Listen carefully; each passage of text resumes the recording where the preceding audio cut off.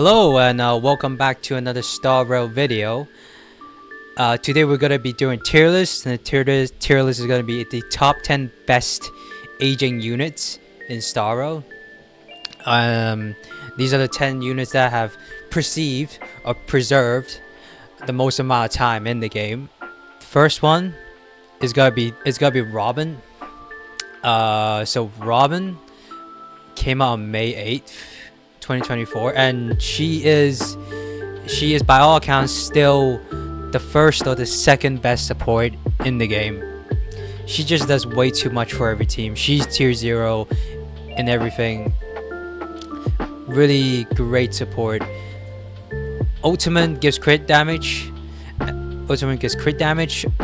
Also the best buff for follow-up characters, which the follow-up team is part of, like 1, 2, 3 top 3 best teams in the game. And her ultimate action advances. Like, do you need more in the character? No. She also is really easy to build, so it wouldn't really cost you a long amount of time to build her. So she is number 10. This next one is gonna be Adventurine. Adventurine is probably the best shielder in the game. He is. You don't really see him running out of shields. You know, he grants shield on his skill, on his follow-up attack, on his ult. So, oh wait, no, not his ult, but on his skill. So he just have constant shielding for everyone.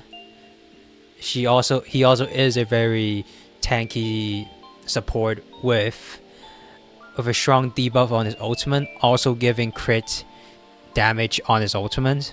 And he's also very good for Akron teams because he gives debuffs for Akron, so she can build up her ult. He is also very good for follow-up teams. All around, like, very built, sturdy, very good shooter.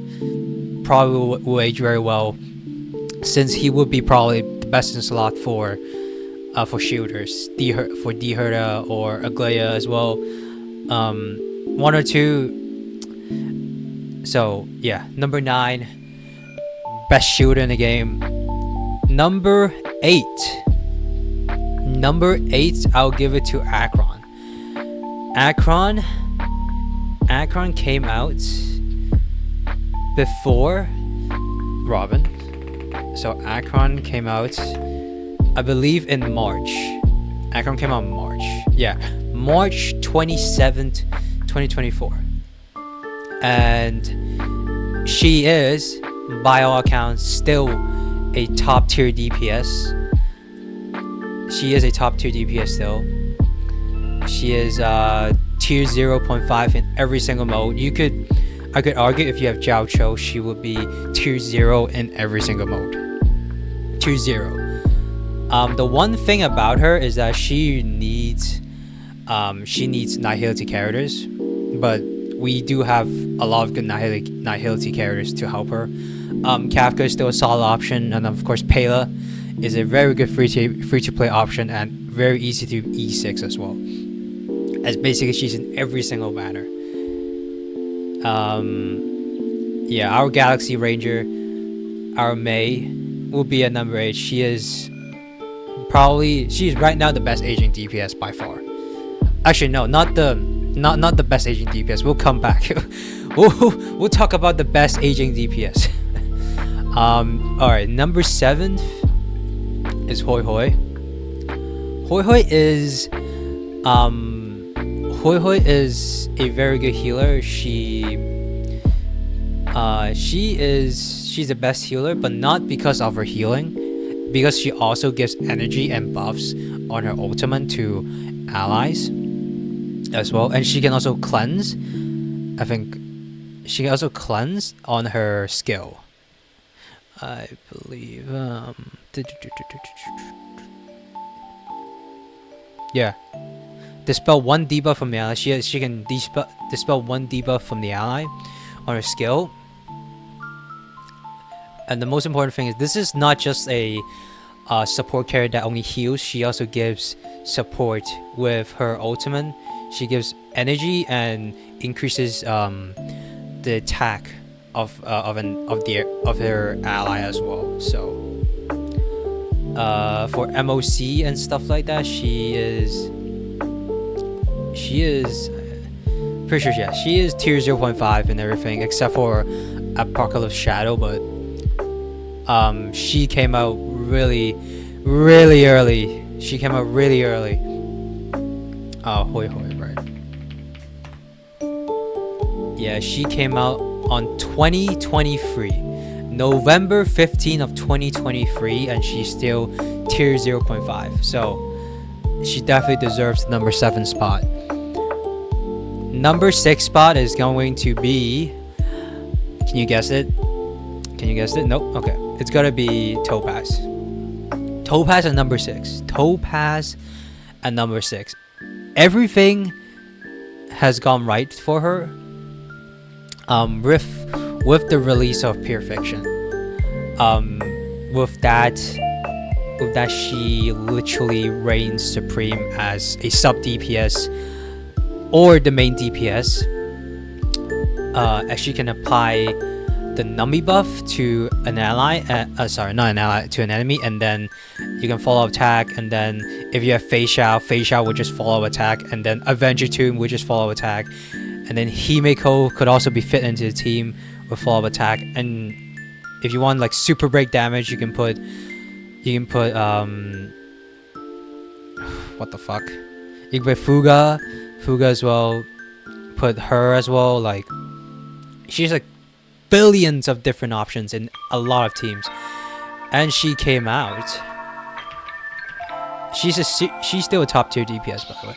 She came out on October 27th of 2023. She's even younger than Hoi Hoi. And she's still very good. Except for Perfection. Somehow. But if you... Actually, no way. No fucking way. She's really good at Perfection. Nah. The follow-up team works really good still. Yeah, I don't know why she's tier 4 in Perfection, but... Anyways. She is number 6. Number 5. Number 5 is going to be Ruame. Where is Ruame? I'm blind. I can't find Ruame. Where is she?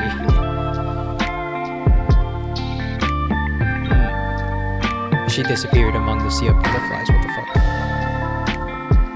Oh, here we go. Ruame will be number 5. Ruame will be number 5. Okay. I don't think I need to explain that much. Let's look at her MOC stats first. She's ice. Tier 0, tier 0.5, and tier 0 in all 3 game modes. She is tier 0 or tier 0.5.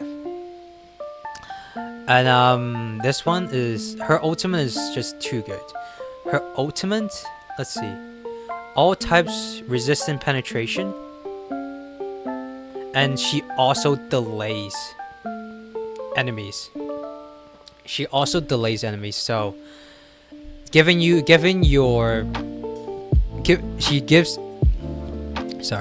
she gives your characters an extra turn to attack. Also increases toughness, also increases break damage. Like she's like by 50%. Like she is a must run in a lot of different teams, especially break teams. She is a must run. Her ultimate does do too much. Her talent, sorry, not her talent, her enhance does too much. She does too much.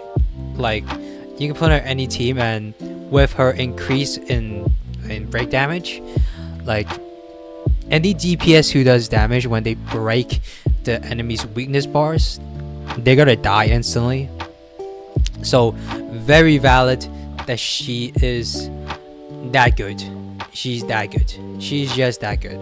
And she's also another character which doesn't really need a lot of like investment. For example, like you don't need a lot of her eidolons, I would say. So yeah, roommate number 5, very justified. She came out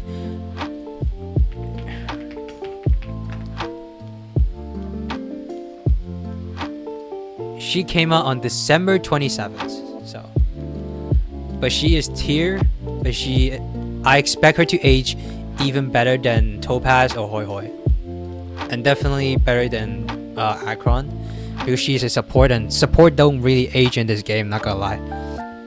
So roommate number 5. Number 4 would be our first 4-star in the game, Pela. Pela's I don't think I need to explain that much. Pela was here when the game launched, and she is still doing incredibly well for her age. She is tier 1 in every single mode at E6 or even E0 because she gives one of the best things in her ultimate and also her technique is lowering the enemy defense. Like it just makes DPSs do so much more damage when they have the defense down, and that's her gimmick. Her gimmick is literally just decreasing the enemy's defense, and that's all she needs to be like top tier still. And she also is a Nahili character, like. So you compare her up with Akron, and you're sold. You're good. Like Akron would do so much damage next to her. It's actually insane. So yeah, her one gimmick literally made her one of the best aging units in the game. Number 3. Number 3 is gotta be Himeko. Himeko was trash on release. She was trash on release, but she had one of the biggest glow up when Pure Fiction came out. She had one of the biggest glow up when Pure Fiction came out, and since then, Hoyo just keep giving her buffs. Like she is like she's getting as much buffs as she can. She's like Jing Yuan. Like she's getting so many buffs. Like for example, like the latest one is gonna be the most recent one is Fug. Fug is just break damage, and Himeko. Himeko fucking loves break damage. Like don't fucking tell me that. She gets her follow up attack from break, and when you have her with Lingsha, with Topaz, like, hey yo, it's done. It's absolute cinema, bro. It's absolute cinema, and also Robin will help. Like, and it also helps that like Lingsha, Ting Yun, Topaz are all red characters. All fire characters. So, and Gallagher as well. Like Himeko got so much help. A game mode in Pure Fiction that's catered to her specifically with follow-up attacks. So she's tier 1. Like it may not look that good compared to other characters on the list, but tier 1 for every single endgame mode. When she is a release state character, is crazy. So Himeko really biggest glow up. She's at number 3. Number 2 is gotta be Small Herda. Small Herda, if you know. D Herda literally made her. It's not really just D Herda. She really was getting a glow up at the same time as Himeko. Because she also really likes follow-up attacks.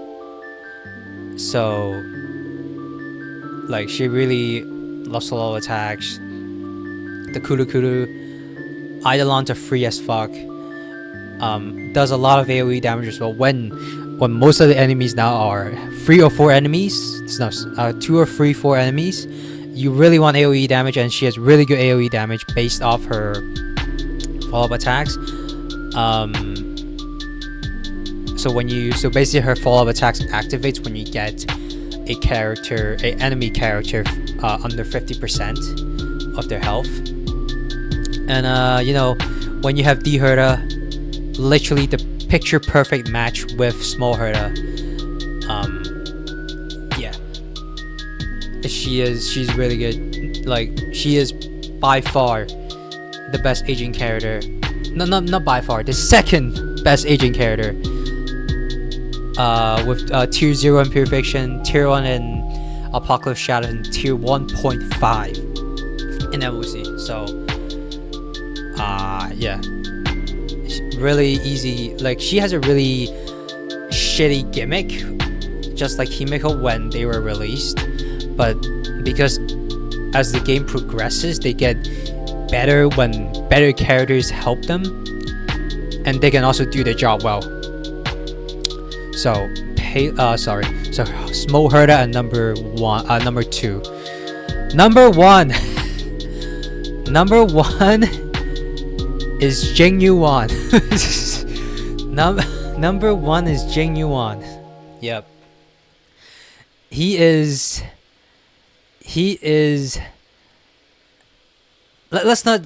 not even Jing Yuan. He's King Yuan. Number 1 is Jing Yuan. Jing Yuan. Jing Yuan, when he first released, was pretty good actually. He was really good, but after that, like, Hoyo has like a period of time where they were really locked in and really wanting like a hyper DPS, like hyper fucking damage DPS, and like in someone like Jinglu, or someone like Blade. But Jing Yuan just has way too much buffs. Like Sunday. Like, okay, let's look at all the characters here. Like, which one is a Jing Yuan buff?